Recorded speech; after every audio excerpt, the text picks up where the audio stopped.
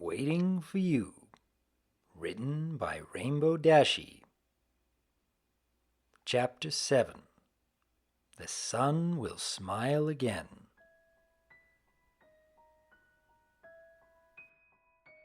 I don't even care about the dreams anymore. I just want to get some sleep. Rainbow Dash sailed through the pointed arch windows of her cloud home and landed somewhere inside. She maneuvered through the familiar darkness, finding the staircase to her bedroom with relative ease. Ascending the steps, she opened the door to her bedroom and ambled inside, quickly feeling the day's adrenaline drain out of her hooves and into the plush clouds that made up the floor. I don't want to eat. I don't want to brush my mane. I just want to sleep. She was talking to herself. During the flight home, Rainbow Dash had parted company with Gilda, explaining she wasn't in the best of moods for dinner. After much protest, and much to the behest of the Griffin, Rainbow Dash was able to escape in exchange for a free lunch on top of the dinner she'd already promised, as well as her assistance in reappropriating the tapestry for the Griffin. After 4 hours of round-trip flying on top of the accumulated fatigue of the last few days, the weary Pegasus agreed without challenge. She just wanted to go home. My wings hurt, my hooves hurt, and oh, Celestia, I'm soaked with sweat. Oh, forget it, I'll shower in the morning. Rainbow Dash tore off her flight goggles from around her neck and tossed them into the darkness, hearing a hearty clunk a moment later as they collided with her dresser. I'm not doing nothing tomorrow.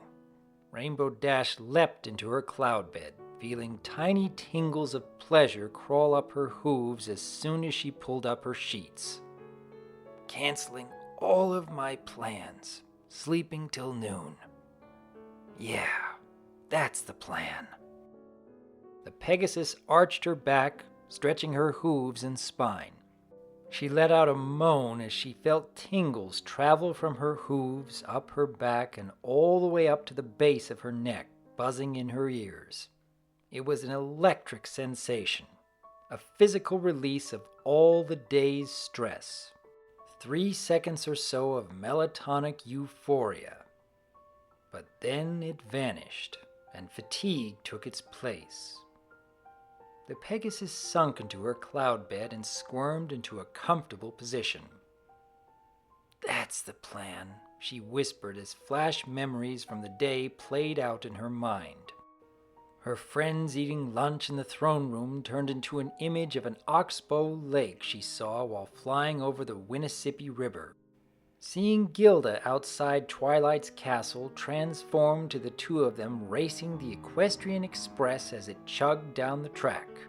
All the while, every conversation she had that day played at once. From Twilight's morning history sermon to a conversation she had with Gilda about feather preening techniques. Like a little bout of mania, except the longer she lay, eyes closed, the farther away and less chaotic her recollections became, until even the physical world itself soon began to feel like it was melting away. That's the plan. The nightmares didn't come this time. She didn't even fall asleep in any conventional sense. Her mind was too active for her to enter into any meaningful sleep cycles. So Rainbow Dash simply lay half asleep as images from her trip through the Everfree Forest flashed through her mind, the mania returning in kind. She saw herself maneuvering through the trees, walking down the train tracks, spotting the train car, each vision getting more grim than the last. She saw the cobblestone path, the haunting building, the grim desolation inside its halls. Her body felt heavy, like she was finally on the verge of slumber. She didn't dare open her eyes, so she simply kept them shut. enduring the visions until all Rainbow Dash could think about was the upstairs bedroom and what she found in one of the bunk beds. She tossed and turned, trying to push the image out of her head. She tried thinking of other things in hopes the distraction would help her fall asleep, but in every attempt the images came back clearer and stronger, until all she could think of were the two small skeletons in the middle of the bunk bed. Urgh! Rainbow Dash shot upright. I just want to go to sleep. The Pegasus threw one of her pillows into the dark and slumped back into bed. She turned on her side and saw that her bedside clock had read that 2 hours had passed. Was I really asleep for that long? It only felt like 5 minutes. In a moment of desperation, she flicked on her bedside lamp and dug through one of the drawers in her nightstand, pulling out a bottle of sedatives. The bottle was a leftover from Rainbow Dash's training at the Wonderbolt Academy. Weeks of non-stop flying drills and exercises that would leave her muscles sore and aching to the point where she couldn't even sleep. She found the bottle in her locker one morning with a note from her captain saying that they could help her sleep but only to use them sparingly as they had pretty nasty side effects. That she should only use them as a last resort. Rainbow Dash looked at the bottle for a long moment, debating whether or not a night of sleep would be worth the possible side effects. She debated the alternative as well, not taking them and risking another round of nightmares and waking up screaming into the night. She was at an impasse. She was so tired, but every time she closed her eyes, the skeletons were there, were waiting for her. Forget the side effects, she said, and unscrewed the top of the bottle. I want to sleep. Rainbow Dash took a hoofful of pills and threw the bottle back inside the drawer, switching off her lamp and falling to her bed in a huff. She closed her eyes, ignoring the ghastly images as she waited for the pills to take effect. She waited, but she didn't feel anything. She could feel her pillow underneath her head. She could feel how her cloud bed conformed to the curves of her body. She could even feel her light summer bed sheets as they covered her. But she did not feel like the pills were doing anything. She didn't feel drowsy. Rainbow Dash tried to remember what happened the last time she took the sedatives, but that was well over a year ago. She tried to remember how long it took for the drugs to take effect, but she couldn't picture it in her mind.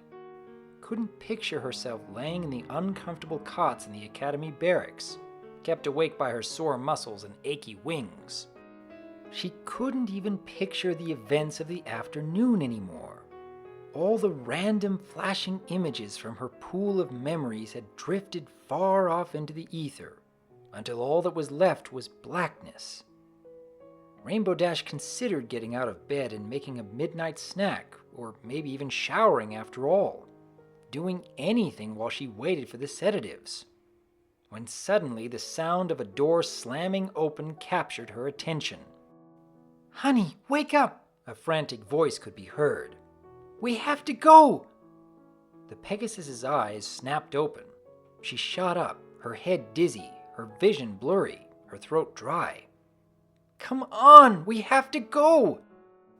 Through the haze of arousal, Rainbow Dash could see she wasn't in her room anymore.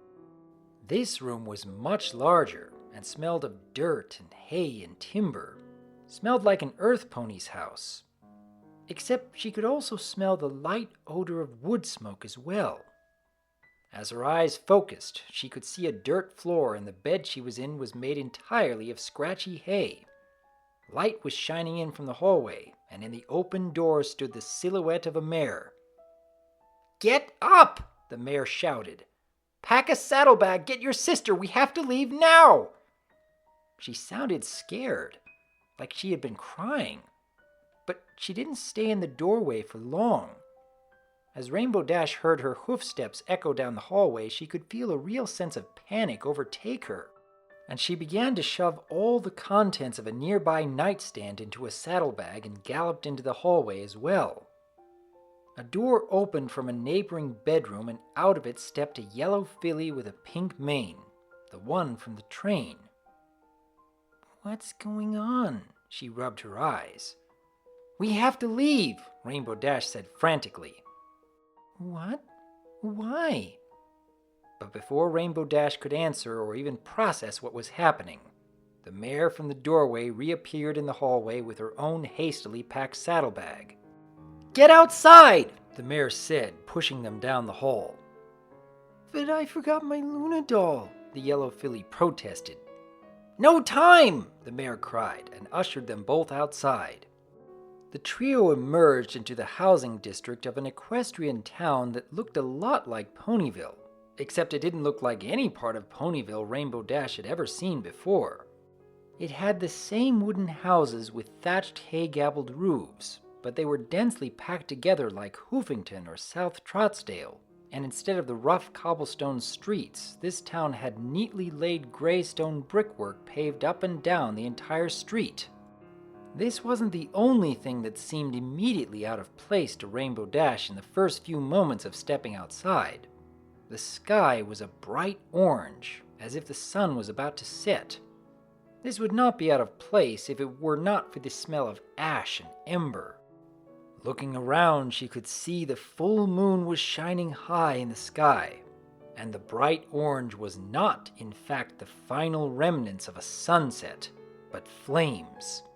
The entire town was on fire. Other ponies were running through the streets. Some were screaming, some were crying. Most of them carried what little possessions they could grab before they had to evacuate. "Go! Run!" The mare nudged at the foals, trying to get them to move.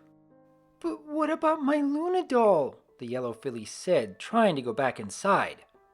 The mare shut the door in the filly's face. "I said there's no time!" she cried as she pulled the ponies into the street. "But Mommy, it's my favorite doll!" "I said there's no time!" An explosion came from a nearby house. A flaming barrel had flown through the air, breaking against the side of the house and spilling fire and burning coals into the street. This was followed by a barrage of similar projectiles and flaming arrows which caught many more of the houses alight.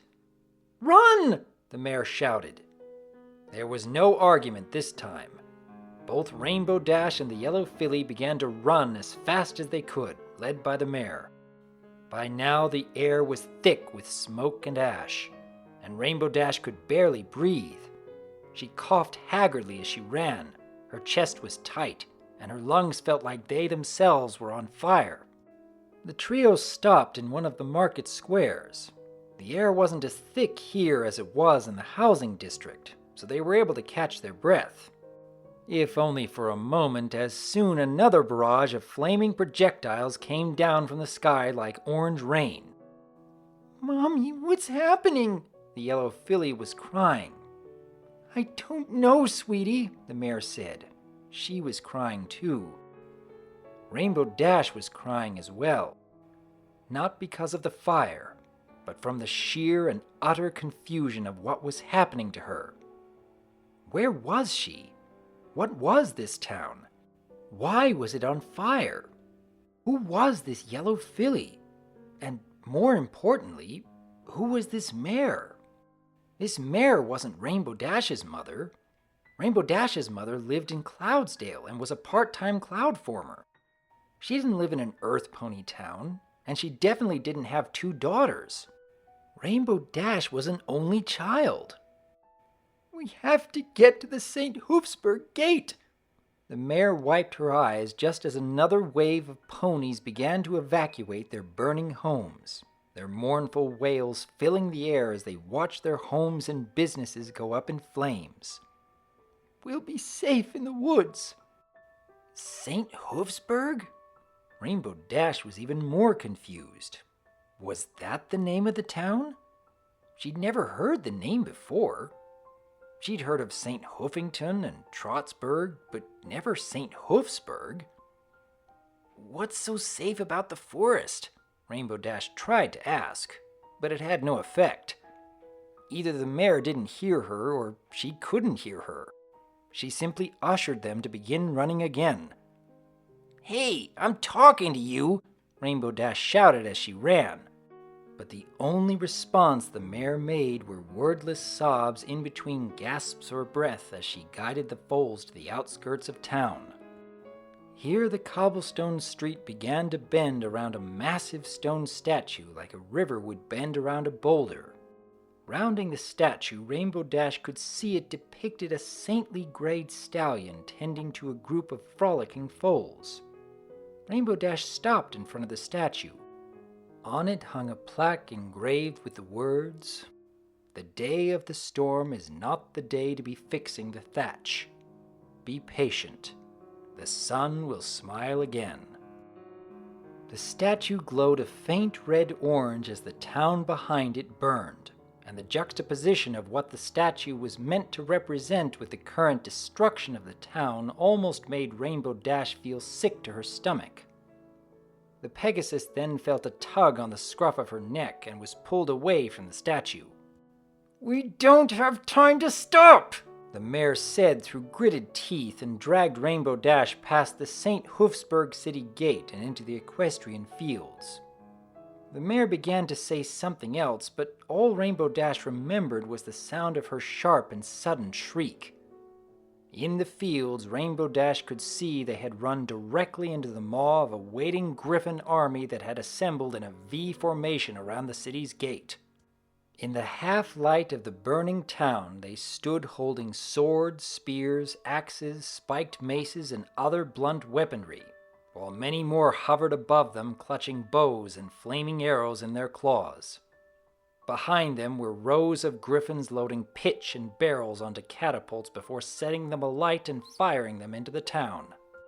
But perhaps what was most striking about the infantry was the armor they wore. Golden breastplates with blackened wings carved into the center. They gleamed in the wavering firelight against the black of night, like the moonshine reflected off of a midnight ocean, like the final embers of a dying campfire, like the whites of the eyes of the towns-ponies that had begun to filter out of the burning town and into the waiting griffin's ambush. And in that moment, everything became still. No pony moved. No pony spoke.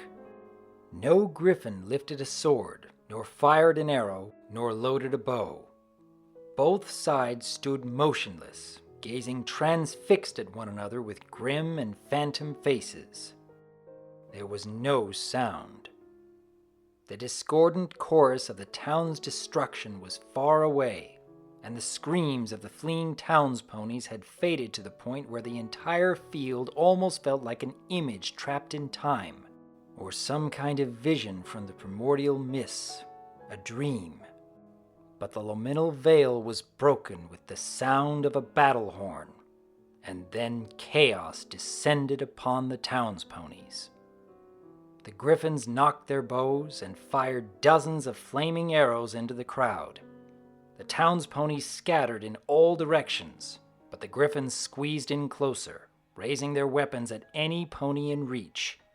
And soon all that could be heard was screams and the grating sound of steel on flesh. Some ponies tried to run back into the town, but more griffins had descended from the sky, perched along the rooftops to swoop down like hawks on any pony that tried to flee. Other griffins picked up the towns-ponies flying 50 or 60 feet high and simply dropping them back to the ground. They sliced with their swords, bashed with their maces, skewered with their spears and polearms. And those brave few ponies who tried fighting back proved no match against the mighty griffins and their golden armor, and served merely as a temporary stopgap for other ponies to try and escape. The trio ran back into the town, somehow managing to escape the carnage. They ran past scurrying ponies trying to flee the fires, only to be carried away by griffins flying down from the sky.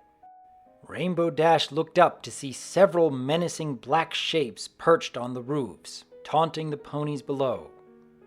Run all you want, little ponies. You'll never be able to hide.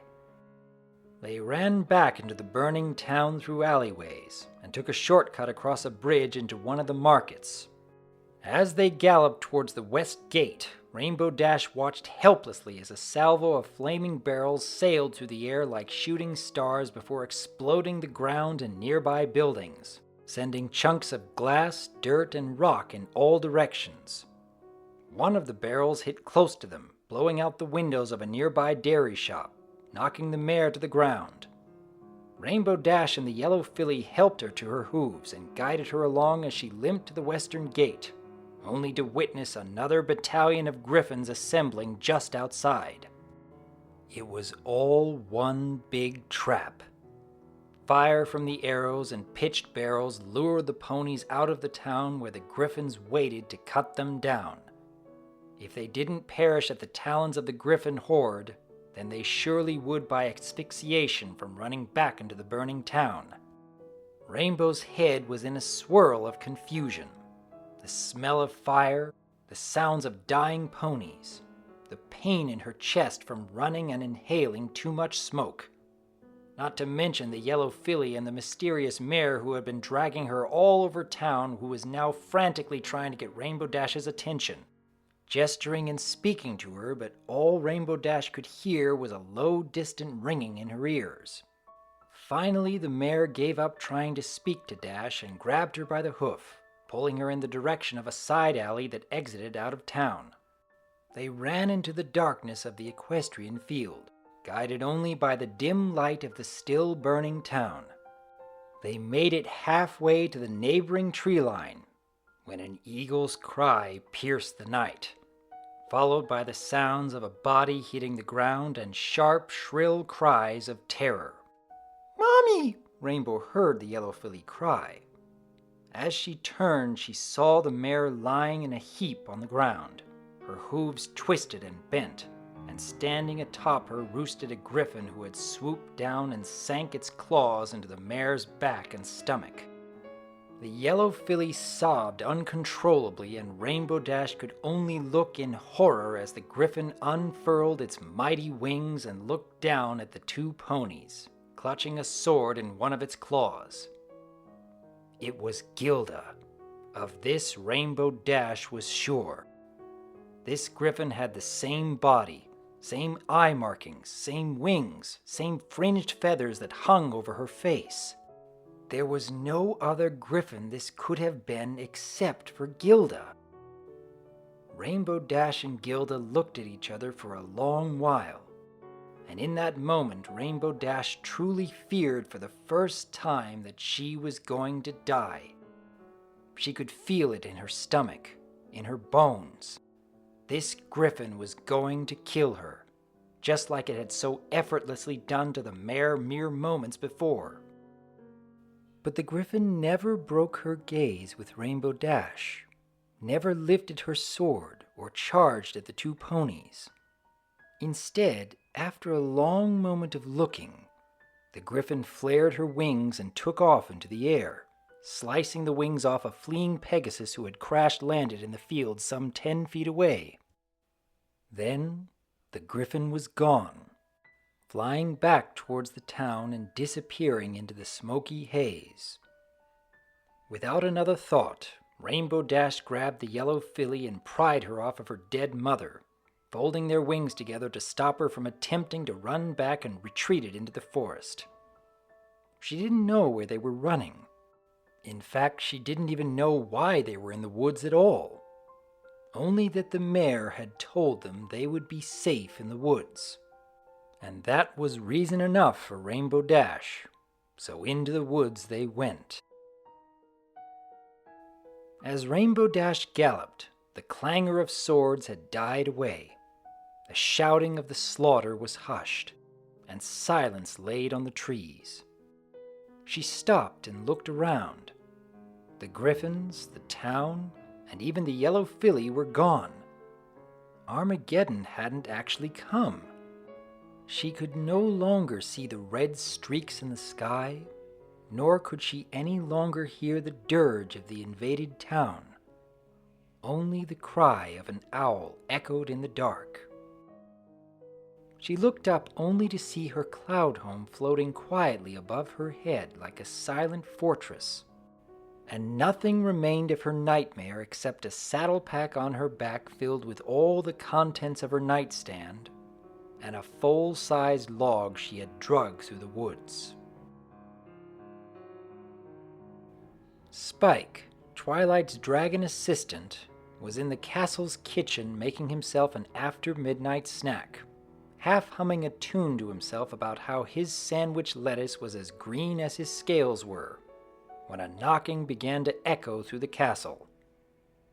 Poking his head out of the kitchen, he listened intently, thinking he had imagined the sound, when again a series of knocks echoed on the main door. As he walked down the main hallway, the knocks grew louder and more frantic, and as Spike approached the castle's door, the knob began to jiggle as well, as if some pony were desperately striving for ingress. Spike undid the bolt that held the door closed and went to open the door, but before he could open it even an inch, the door flew open and knocked him off balance. "Where's Twilight?" Rainbow Dash said as Spike fell to the floor. Her eyes were wild like a startled fawn. "What do you need Twilight for?" Spike said from the floor. "It's like 2 in the morning." "Take me to her," Rainbow Dash said, looking around erratically. "I don't think now's the best time," Spike hesitated. But before Spike could lift himself off the ground or even finish his sentence, Rainbow Dash ran off to look for Twilight, rushing from room to room looking for the royal bedchamber. As she searched, her adrenaline wore off to the point where she began to notice the emptiness of the castle again. The air was charged, more amplified than normal, and Rainbow couldn't tell if it was because of her nightmarish experience or simply the fact that it was after midnight, but she had the overwhelming feeling that she didn't belong in the castle, like she was being watched, and by the time her excitement had completely faded away, she realized that she had gotten herself lost. "I can't find the stupid bedchamber!" the frightened Pegasus shouted, her voice echoing. "Up the stairs and to the left," Spike said nonchalantly, walking past Rainbow Dash holding a half-eaten sandwich. He cut through an adjacent hallway, and Rainbow Dash followed as he effortlessly navigated the labyrinthian castle. Spike opened the door to Twilight's bedchamber. Light flooded in from the hallway and fell upon the face of the sleeping alicorn. "She won't be happy with you waking her up," Spike said with his mouth full. "She had a late night." Rainbow Dash didn't listen and practically galloped over to the sleeping alicorn and shook her awake. "No quesadillas," Twilight said, still dreaming. "I want to save myself for my special sun pony." "Twilight, wake up!" Rainbow yelled. "I need your help!" "Rainbow?" Twilight was groggy, still dreaming. "What are you doing in the mayor's office?" "Twilight, I need your help!" Rainbow began to frantically ramble. "We found the building last night. When we went into one of the bedrooms, we found a couple of skeletons." Rainbow was getting into Twilight's face, waking her up more, and she had to use her magic to push the Pegasus away. "And when I got home, I went to sleep and I woke up in this burning house inside a town being besieged by an army of griffins and chased me into the woods beneath my house." Twilight simply sat in her bed, watching the hysterical Pegasus babble on and grew increasingly irritated. "And I don't know what I'm going to do. My holiday's over in 3 days. What if this keeps happening when I go back to the Wonderbolts? What if Fleetfoot or Soren see me like this? Spitfire's going to—" Twilight's horn suddenly illuminated and zapped a bolt of magic at Rainbow Dash. She took a few unbalanced steps before her eyes rolled back into her head and she collapsed to the floor. "What did you just do?" Spike exclaimed. "Put her under a sleep spell," Twilight said bitterly and angrily resituated herself under the covers. "Whatever's wrong with her, we can deal with it in the morning."